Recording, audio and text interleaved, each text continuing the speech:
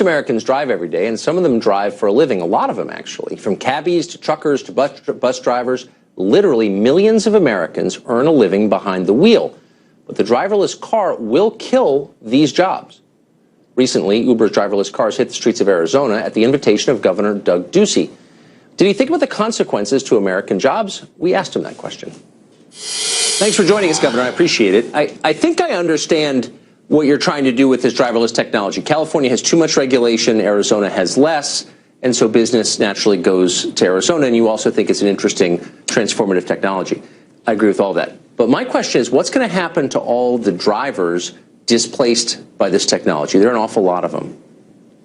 Well, Tucker, we're glad that companies that are innovative and breakthrough in technology are looking to Arizona versus California because we are more business friendly. We have less regulation, a better tax environment, and we have concern as well for jobs and what's going to happen inside of our economy. But this sounds a little bit like what happened when Uber came the first time. Everyone said that this would hurt jobs, that it would hurt taxi drivers, and what we've seen is more jobs added to the economy. So this is a test right now. They're testing this technology. They're actually hiring people so that they can sit in the front seat of the car. They're paying them $20 an hour so they can run the test. This technology isn't going to be ready this year, next year, and likely the year after. There's many people that'll never get into an autonomous vehicle. So we think this is good technology. You know, it also helps the disabled, the blind, the elderly, people that can't drive. So there's a lot of conveniences that are possible here, but they haven't come to fruition yet.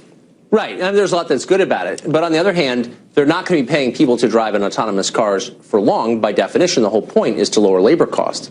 And this is not Uber. The scale is different. I mean, in the majority of states, 29 out of 50, the single most common job is driving for a living. And I believe in this country, it's the single most common job for men with a high school diploma. So this is millions and millions of people who are going to be out of work if this technology proceeds, as it apparently is. Why should government be making it easier for this technology to make people unemployed? Well, I don't think that it's government that's making it easier. What government is doing, what we're doing in Arizona, is simply getting out of the way. This is technology that hasn't been proven out yet, but you can either embrace this technology as a state or you can try to shut it down. And in Arizona, we're going to be welcoming to new ideas. Okay, so the Obama administration has been subsidizing this through the Department of Transportation, and so they have every reason to pretend there's no downside. And yet a White House report from last month acknowledged that a lot of this country's most vulnerable employees are going to be out of work and that it will, pardon me, increase income inequality. That's their position on it. So even they're admitting that. Shouldn't the companies benefiting from this do something, I'm not sure what, to alleviate the social dislocation this technology is going to cause?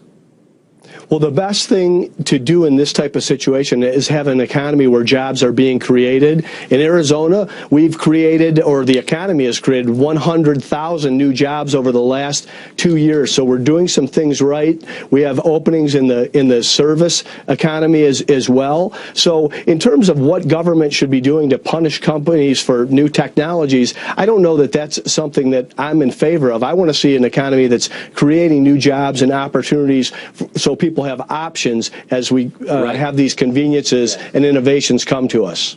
But not all new technologies produce more jobs than they destroy. In fact, in the last 20 years, we've seen net job loss because of technology. I'm not against technology. It's cool. It increases efficiency, but it doesn't increase jobs or pay. So those service industry jobs you mentioned pay less than driving jobs on average. And so the people who make less are more dependent upon government subsidies. You know this as a governor. So more housing vouchers, more unemployment insurance, more disability, more flat-out welfare. The public bears those costs.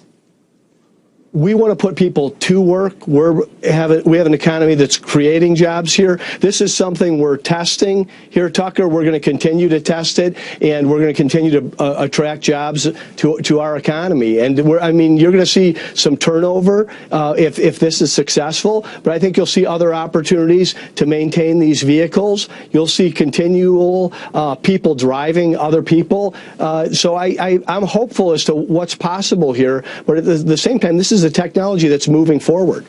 Right. No, you're absolutely right on all of that, I think, and you're optimistic, which I appreciate. But let me just ask you one question that I've been asking a lot of people recently, not just on TV. Who is thinking about what happens to all these people, not just the drivers displaced by autonomous vehicles, but by the line workers displaced by robotics, by physicians displaced by supercomputers, all the people whose jobs are going away because of technology. What are they going to do? And who's thinking about that? Do you know anyone who's thinking about it?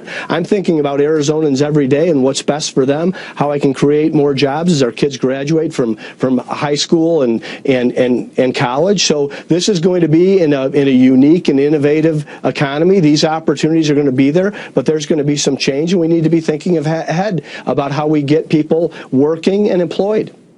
Yeah, poor California. You're already stealing all their smart people. Governor, great to see you. We're going to continue. Thank you, Tucker. I bet you will.